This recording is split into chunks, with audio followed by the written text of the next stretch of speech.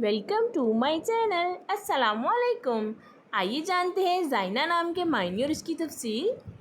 हमारा आज का बेबीज़ गर्ल्स नेम है ज़ाइना। ज़ाइना के इंग्लिश में स्पेल्स हैं ZAINA ज़ाइना। ये एक इस्लामिक नेम है और लड़कियों के लिए रखा जाता है ये नाम ज़ाइना। इस नेम के मायने हैं हयादार, कामयाब औरत।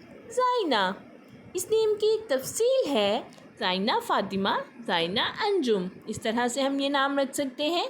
आप भी अपने नाम का मायने जानने के लिए कमेंट्स में अपना नाम लिखें और मायने जानिए। एंड अपने नाम की स्पेशल वीडियो बनवाने के लिए भी आप मेरे कमेंट बॉक्स में अपना नाम कमेंट कर सकते हैं। And please like the video, subscribe my channel. Okay dears, फिर मिलेंगे न्यू नेम न्यू वीडियो के साथ। अपना ख्याल रखिएगा, दुआओं में याद रखिएगा।